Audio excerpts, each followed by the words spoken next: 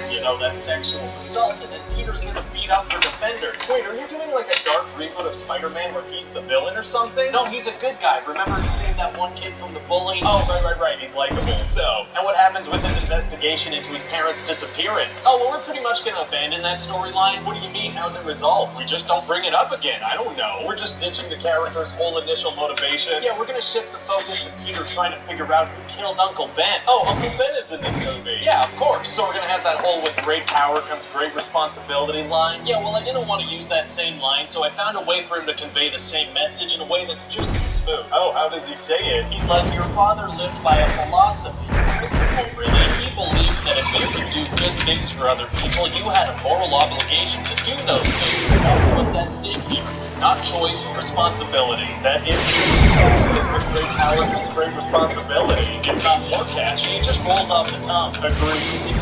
Later, a guy robs a store, and as he's running away, he drops his gun in front of Uncle Ben. Oh, so Uncle Ben gets out of the way? No, he tries to grab the gun. Was the guy gonna shoot someone nearby or something? No, he was just running away. So why would Uncle Ben do something dangerous like that? Because he needs to die. Well, okay then. So then Peter's gonna rampage around the city trying to find his killer. No, does he end up finding him? I don't know. That's another storyline that we're gonna abandon. Oh, we are? Yeah, I really enjoy starting story threads, but I find it's tough to end them, so sometimes I just don't do it. Fair enough. Writing's hard. I also have this antagonist, Rashid, who's just gonna disappear from the movie completely at a certain point, never to be heard of again. Wow. So what else should I know about the movie? Well, you know how Spider-Man's secret identity is super important? Yeah, of course. Yeah, well, not to this version of Spider-Man. Oh, where is he? Most of his time is Spider-Man without his mask on. He also does a bunch of superhuman stuff at school.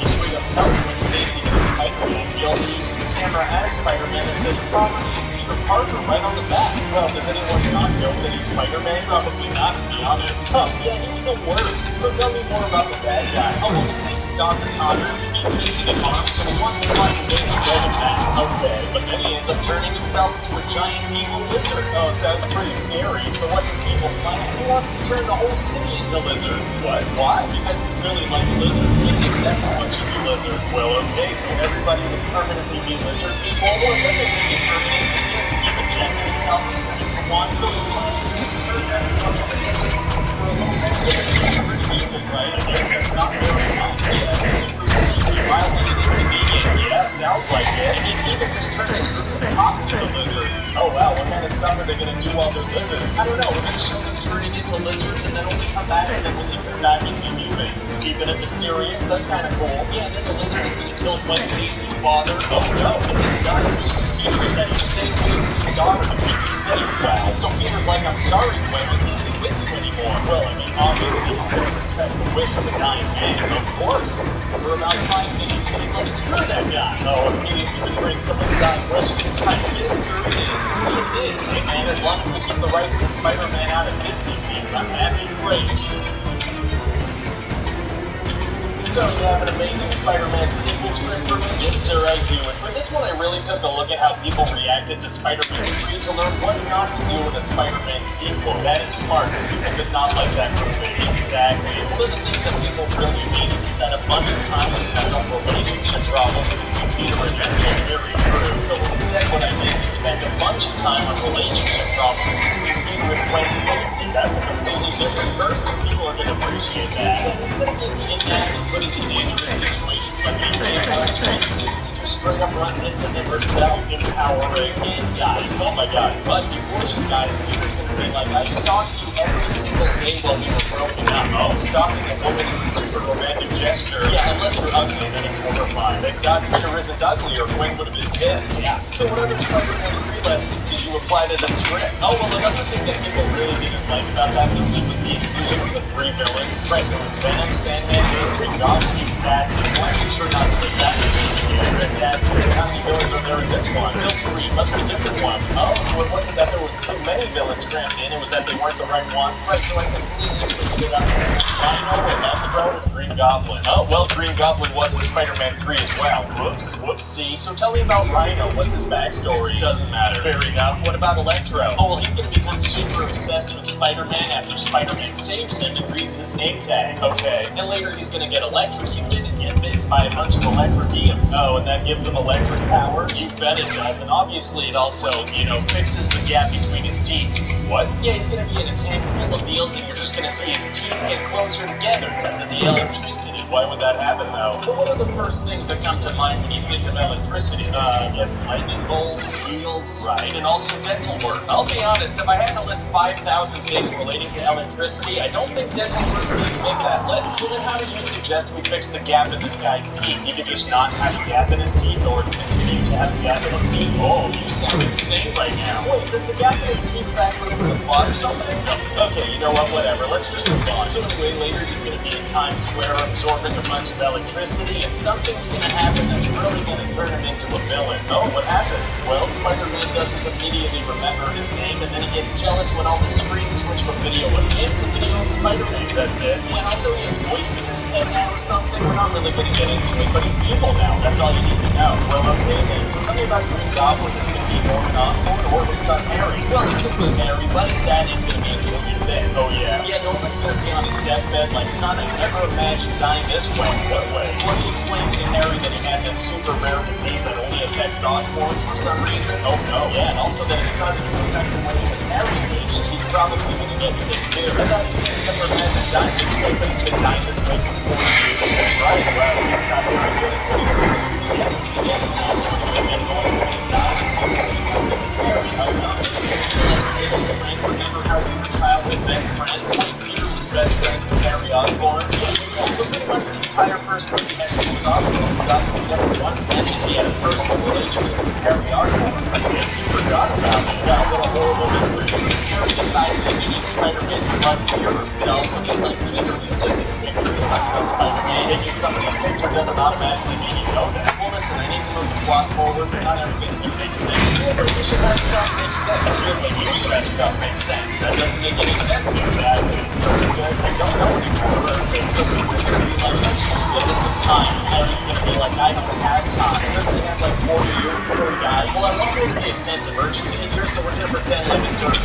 You say so. What else happens with the movie? When you have Aunt May become a nurse? Oh, where's that story thread gonna go? No, wow, well, for her, I guess. Yeah, it's not easy to become a nurse. I'm really proud of her. It'd be pretty cool if you factored into the story in a meaningful way. Yeah, but it's not gonna though. Oh well. So what else should I know about the movie? Well, people really liked when Spider-Man cracked jokes in the first movie, so in this one he's gonna prioritize jokes over human life. Oh, he is? Yeah, like he's gonna have an opportunity to stop Rhino, but instead he's gonna crack some jokes and let him continue his rampage for another 5 minutes. Very irresponsible. And when Electro is going crazy in Times Square, Spider-Man's gonna take the time to put on a fireman hat, even though people are about to die. Oh, playing dress up during life and death situations is tight. It's also extra dangerous because for some reason every time there's a major crime in New York, everyone forms a crowd to watch. Well, the people of New York have no sense of self-preservation. We're also going to have a big story together. Peter discovers that his father has his own DNA into the Osborn spiders, and only somebody from his own bloodline would ever get superpowers from that, really overcomplicating his origin story. Oh, wait till you hear how Peter discovers it. Do tell. He's going to break his dad's old calculator and finds the subway code.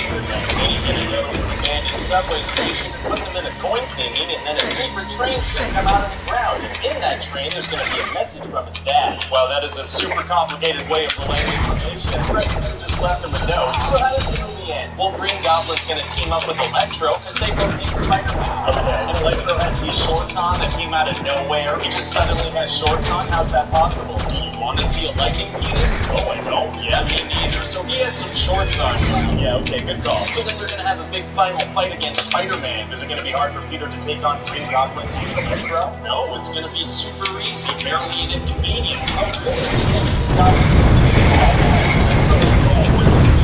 Attacking Spider-Man? Right. I thought the whole thing was that they were going to team up. Yeah, they're going to team up individually, one after the other. Pretty awful strategy, but okay. And then we're going to have Harry Osborn in prison, and we're going to tease his plan for the Sinister Six. Oh, that's exciting. Yeah, he's going to arrange to bring Rhino out of prison and give him a Rhino outfit. What's that going to accomplish? Oh, something, I suppose.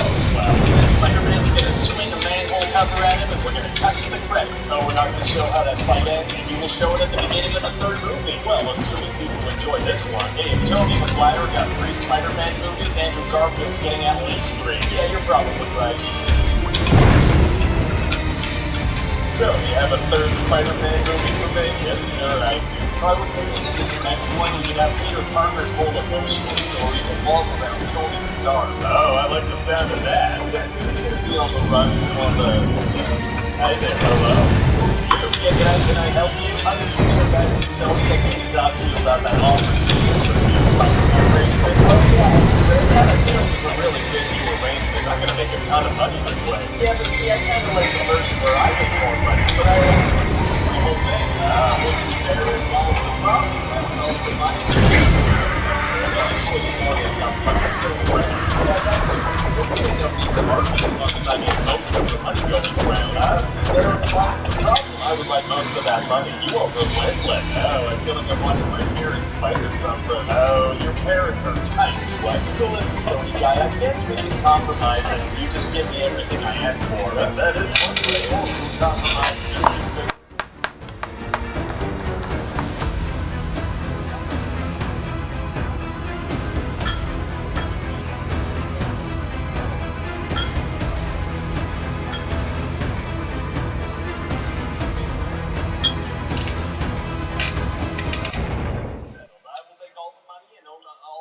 That's not, no, I don't agree with that. I mean, just let us know Spider-Man. We own everything. We're I'm thinking Spider-Man, not thinking what? You're finally in the MCU anymore. We're gonna still use it. We just lose my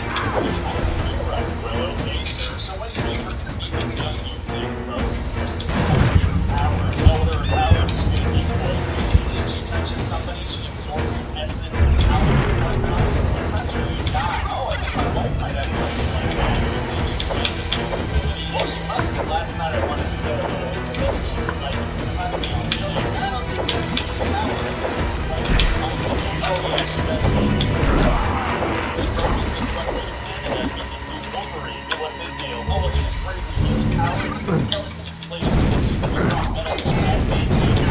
Cool. Yeah, he's gonna be in a cage match. Every time he throws a punch, you're gonna hear like a metal noise. We're gonna do that every single time he has a fight. We're never gonna do it again ever. Oh, it's quickly abandoning things too tight. So the rogue is gonna sneak onto the back of his trailer, and then they're gonna get after Magneto's evil Hexen Sabertooth. How did you find them? I don't know. Fair enough. But then these Knights, Storm and Cyclops are gonna jump in and save the day. Well, how did those guys find everybody? No, I just wrote into that one. See, there's a telepathic X-Rex.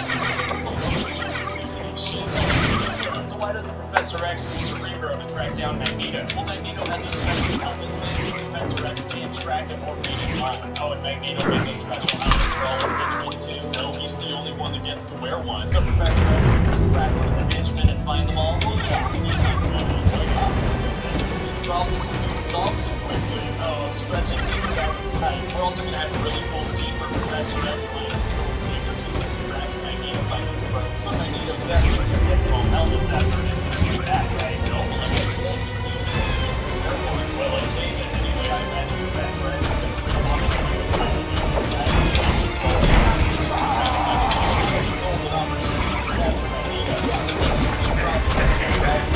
Right, okay, getting too stretchy. Also, this Steve is how can we tell that she's shapeshifting? She's going to flash her eyes yellow whenever she's moving super evil. What does she do that for? Us? Gotcha. That's why way later Magneto's going to use a machine to activate the powers of the Senator that defeats demons. Oh, interesting. But the Senator's going to end up getting some water-type powers and he just creates some Mars. Magneto didn't know what kind of powers he was going to get. He was going to put himself into Mars. So what happens when the Senator got crazy powers and he's going to kill Magneto and my next computer would die. So that's a massive gamble. Yeah, I think we got really lucky. Wow. So then Magneto's going to want to turn a bunch of Senators into mutants. So he brings his machine to the Statue of Liberty. And there's going to be a big fight with Storm going to fight against this toad guy. So to make this into a super badass character for the sequel, with an awesome line is that hard to do? No, it's super easy, barely even convenient. Oh, really? Yeah, just had to crack a little joke before killing you. Oh, kind of like a John McClane and Die Hard kind of thing. So what the joke is like, do you know what happens to a toad when it's struck by lightning? The same thing that happened to Rose. So what was the joke? What was the joke? The lightning thing? That didn't seem like a joke to her because it didn't just speak the fact about lightning. Well, she's a teacher, not a comedian. It better just laugh. Oh, okay, I guess that is just a terrible line. Let's hope so. I like it. Something to make a franchise out of, you know? Something that's ours that nobody can ever take away from us.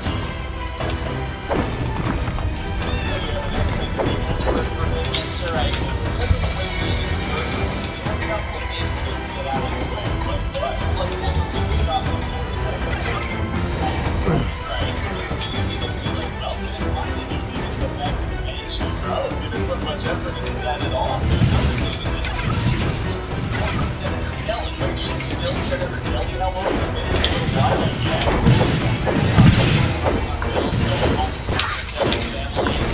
Yeah, the Steve is a full-time public servant now, but sometimes she flashes her eyes yellow. Flashing her eyes yellow when everything's we're also going to have Storm back in this movie now. Oh, what happened to her accent? Because she's spending months in the movies doing speech therapy priority. We also have Heretic, loving for Oscar to take out her character's accent. Plus having a top compliment in the first movie. Anyways, for this movie, we're going to have this bad guy Striker attack the X-Mansion with a bunch of dudes. That's not good. And Wolverine's the adult there, and he ends up escaping with Rogue and Bobby and this guy Pyro. Okay. So then they go hide out with Bobby's family in Boston. And what happens there? Well, Bobby is going to come out as a mutant to his parents, and they're not going to be understanding at all. They're going to be like, have you tried not being a mutant? So I didn't realize this was a cheap wedding. Well, what do you mean? That metaphor is thickly veiled. Oh, solid burn on my writing abilities, sir. That one hurt my feelings. Fantastic. Anyway, so then the cops show up because Bobby's little brother is a dirty rat, and they think Wolverine took their knives. So they tase him. No, they immediately shoot him in the goddamn face. Holy God, Boston PD doesn't mess around. Yeah, but he's fine. Oh, thank goodness. So then the X-Men take off in the X-Jet, and they get chased by some fighter jets. Uh-oh. Yeah, so Storm makes a whole bunch of tornadoes. Wouldn't that be incredibly destructive and dangerous with people that yeah, I guess she killed a bunch of people around these destroyed their homes. Whoops. Hey, so then what happens? All the fighter pilots have to jump into the but one of them manages to fire off two missiles. Oh, so what does Storm do? Well, at that point, she decides to stop helping. What did she do? Did you blame it or something? Probably, but she's not very sure. I know. She takes over and she messes it up and makes it. That's it. Wow, Storm did the horrible thing to stop helping. She sure did. So maybe she needs to spiraling downwards. Wow, it's going to be tough enough to get out of that situation. Which means it's going to be super easy. You're leading the meetings. Oh, really? Yeah, just before the jet's about to crash, Magneto stops it with his powers. He's going to stop it from where? Well, he's like standing in the forest and turns to where the plane's going down, so he just kind of catches it. Nobody knows exactly what path the jet is going to be, so he's going to drive it around the route.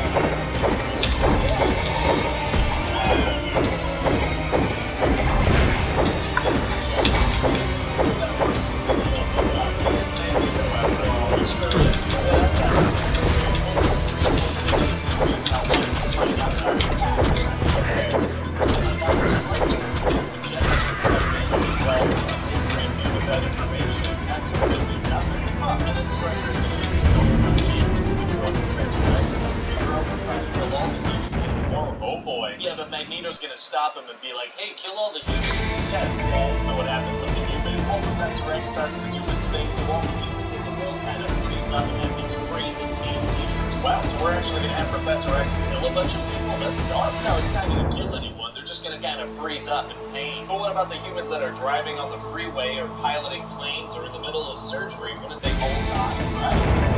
Right. So how do you explain that one? I'm just going to go with magnets again, if that's fair enough. Magnets are tight. Anyways, and then the dam is going to break because Cyclops is the freaking worst, and only Hexen are going to have to escape from the water. Exciting. But then the plane isn't starting, so Jean has to sacrifice herself. Wait, what? Yeah, she gets out of the plane and she wasn't in the mine because there's some water on the way. Isn't there a mutant on the plane that there's two actually? There's maybe a secret or some crazy stuff. And they didn't even try to freeze some of the water, maybe we're going to bury her or something. They do not. Yeah, Jean dies, but also she doesn't because sequels. Well, so what do you think? It sounds great, man. Just make sure you don't go too deep into Wolverine's origin, though. Why not? Well, that's amazing material for a spin-off. You want to make an entire movie about Wolverine's origin? Oh, yeah, for sure. I think that's the best way to do this character justice. So, pretty script for me. Yes, sir, I do. At the beginning of this one, Cyclops is going to be really sad because Jean Grey died in the last movie. That's right, she did. Yes, he's going to go revisit the things that had happened, and she's going to pop out of the water like, what's up, I'm back. So she was standing under the bottom of a lake this whole time, just waiting for somebody to show up. And yes, underwater patience is tight. It sure is. So they're going to be sure. Yes. Wow, it's going to be crazy to see how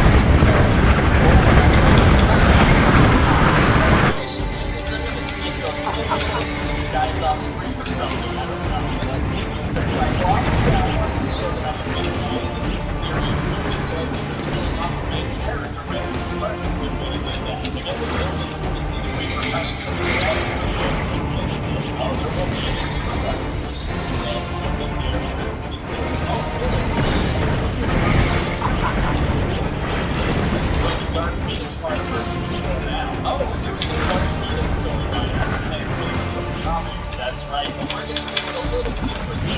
Oh, yeah, instead of the Phoenix Force and whatever, this is just going to kind of be the full potential that Professor X suppressed or something. That sounds like it's going to be so much worse. Yeah, you really dive into the whole Cosmic Entity Phoenix Force because there's like a whole other storyline going on. Oh, there is. Well, there's going to be this whole thing with this lab got their hands on this kid that makes people lose their powers, and they use it to develop a mutant cure. So we're going to do the hugely important Dark Phoenix storyline, but as kind of a background thing. Right, so a lot of the time, Jean's just going to stand around in the background looking really upset. But at a certain point, she's going to make Professor X explode. Professor X is going to explode. Yeah, I'm a big boy. This is a serious movie. I thought that Cyclops was to show that you're a big boy.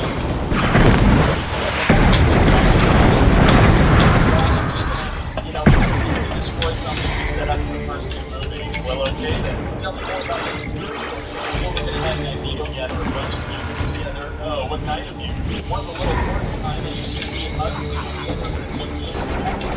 Those don't sound super exciting. No, we're talking about exciting.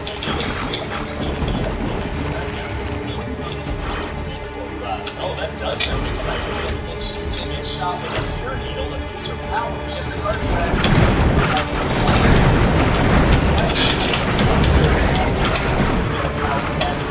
No, she's done.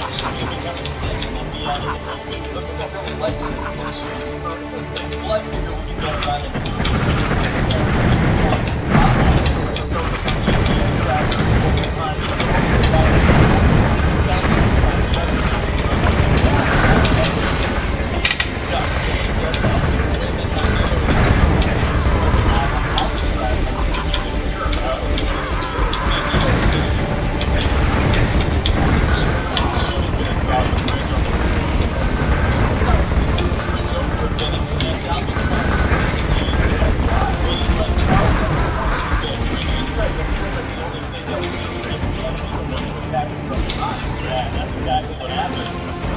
So that's going to be a big battle scene, even though Magneto can easily get hit at any time. Even though Magneto can easily hit at any time. The thing about Magneto is that when he uses split powers for preventing teleportation, but never to fight people, then I imagine Dark Phoenix will just kill everybody. For sure, but she's mostly just going to dramatically stand behind Magneto. Why wouldn't she just kill everybody they want to kill them? Well, if Phoenix and Magneto use their full powers, then there's no need to have a fun little battle where the lesser uses their powers. Okay, gotcha. Yeah, so this gives me this whole thing where Magneto's crew are trying to kill the little pure boy. Well, so Nightcrawler teleports in and saves the boy. No, he doesn't. Why not? Well, because I forgot he existed until you just brought him up, so he's not in the movie. Fair enough. So anyway, eventually Wolverine and Beast are going to stab Magneto with the pure needles, and he's going to lose his powers. Oh, wow. But then Jean Grey's going to go all Dark Phoenix and start destroying stuff. Oh, boy. Yeah, the Wolverine can regenerate, so he starts walking towards him. Very cool. Yeah, his clothes are going to disintegrate as he walks. His shirt is going to disintegrate as he walks, and his pants are fine. There you go. And then he's going to stab her with the pure needle, so he loses her powers, too. No, with his claws, so she dies. What? Yeah, so now we have main characters, two great villains with lots of power. Rome gets rid of her powers. Leave the door open for sequels after all your big boy stuff. Actually, Superman and Superman oh, really? Yeah, we have a little scene at the end where Magneto's in a public park and he makes a little bit of a chess piece so, but apparently you can destroy the Golden Gate Bridge and there's no consequences. I didn't know that. So what do you think of the movie? To be honest, I'm not exactly sure about the way that we're going to put this in. I'm pretty sure it's the right way to go.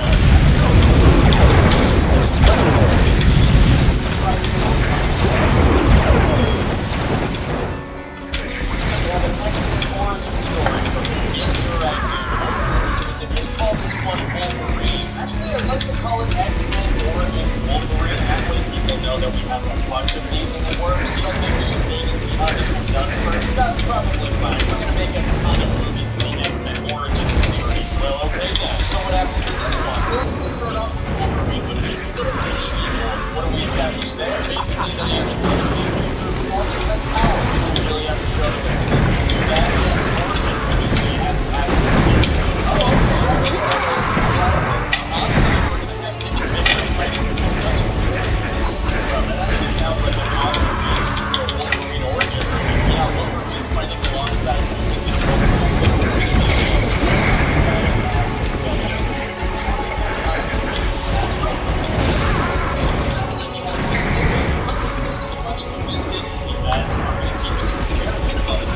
that seemed like a bad idea, but the way you said it sounded kind of wise, so I'm on board. Pretty cool, so what are we going to watch?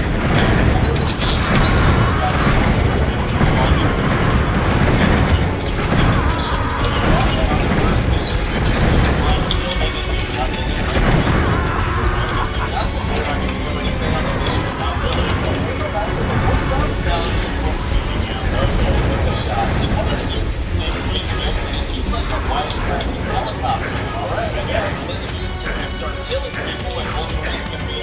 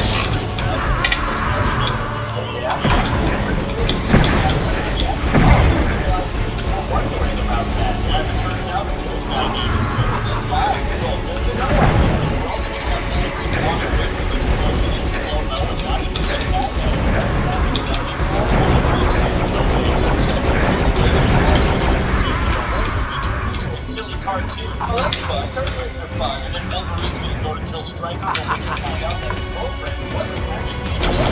Well, this is the yes.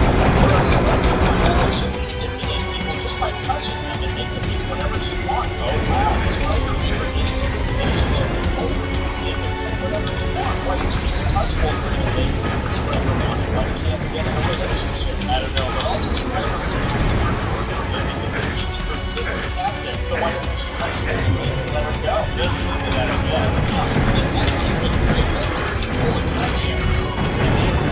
Yeah, but then Stryker unleashes a modified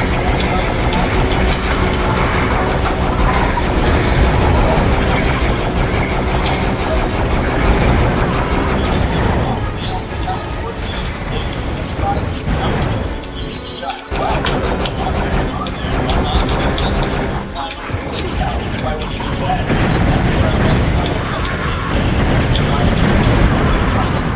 Why would the character go there? Because that's where the fight's going to be. Well, okay then. So then he and his brother are going to fight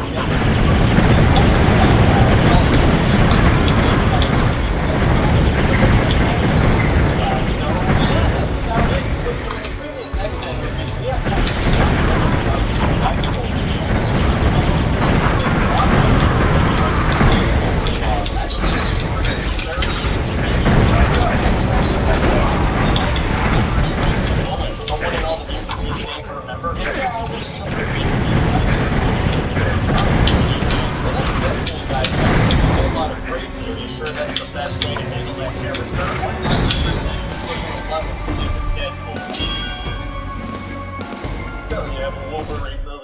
Yes, sir, I do. So we're gonna meet Wolverine back when he was a prisoner of war and not his body.